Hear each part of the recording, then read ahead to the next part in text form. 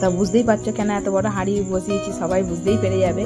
তা ভাত বসিয়ে দিয়েছি, আলুও ভেজে নিচ্ছি, বুঝতে পারছো বিরিয়ানি সব জোগাড় করেছি। তা কুটুম আসবে আমাদের বাড়িতে, তারা বিরিয়ানি খায় বলেছে বলে সব জোগাড়জাটি সুন্দরভাবে করতে হবে। বুঝতেই পারছো বিরিয়ানি জোগাড়টা অনেকটাই মানে ধৈর্য ধরে করতে হবে। তাই যে আলু ভাজা হয়ে গেছে, তো এক এক করে আলু ভেজে রেখে দিলাম। আর এই যে মাংস বসিয়ে দিয়েছি, পেঁয়াজ সব কিছু দিয়ে, আদা রসুন দিয়ে সব কিছু দিয়ে ভেজে ভুজে নিলাম। কেন আমরা দুজনে মিলেই করি সব। এই দেখো সে রান্না করছে, আমার এদিকে ভাতও রেডি হয়ে গেছে, এদিকে আমিও করছি ও করছি, আমরা যা করি দুজনে একসাথেই করি। তা সবাই মিলে না যোগ দিলে হয় বলো? রান্না যত লোক আসবে ততই ভালো হবে, যত লোকে রান্না করবে তত লোকের টেস্টটা আলাদা আলাদা ফ্লেভার হবে। তাই করে নিচ্ছে সব মশলাপাতি দিয়ে। তা ও একটু নেড়ে দিল, কেননা আমি এতটা জিনিস ভালো করে নাড়তে পারবো না, ওই জন্যে। হ্যাঁ, কি সুন্দরভাবে নাড়ছে দেখো, হেবি সুন্দরভাবে নাড়ে। দেখো জানি আমার খুব সুন্দর রান্না করে, এই জন্য দেখো কি সুন্দরভাবে রান্না করে নিচ্ছে। তো আমাদের মাংস দিকে রেডি হয়ে গেছে, এরপরে সাজাতে হবে বিরিয়ানিটা। তাই গরম করে নিয়ে একটুখানি ঘিটা ঢেলে দিয়ে গায়ে মাখিয়ে নিচ্ছে, যাতে পুরো হাঁড়িটা ভর্তি হয়ে যায় গায়ে।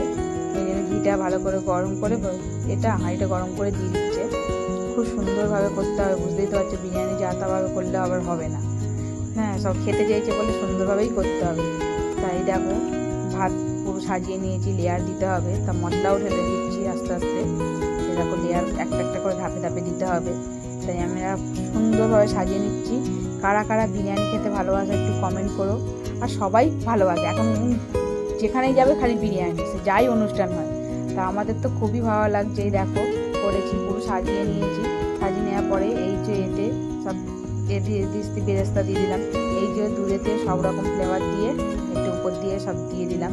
তা আমি তো এইরকমভাবেই করি, কারা কারা এরকমভাবে করো আর কারা কারা ভালো লাগে বিরিয়ানি খেতে একটা কমেন্ট করো। আর এই যে পুরো ঘিটা ঢেলে দিতে হবে, ঘিয়েতেই সব, বিরিয়ানিতে যত ঘি দেবে ততই মজবে ভালো।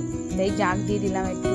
এই দেখো ঘিয়ে হাতগুলো ওর পুরো ঘিয়েতে চপচপ করছে। তা আমি তার উপরে একটা শিলনোড়া চাপিয়ে দিয়েছি যাতে হাওয়াটা না পাস হয়। তো দেখো এত সুন্দরভাবে হয়েছে লাস্ট ফিনিশিং। তারপরে আমি সবাইকে খেতে দিয়ে দিয়েছি। তা সবাই মিলে খেতে বসে গেছে।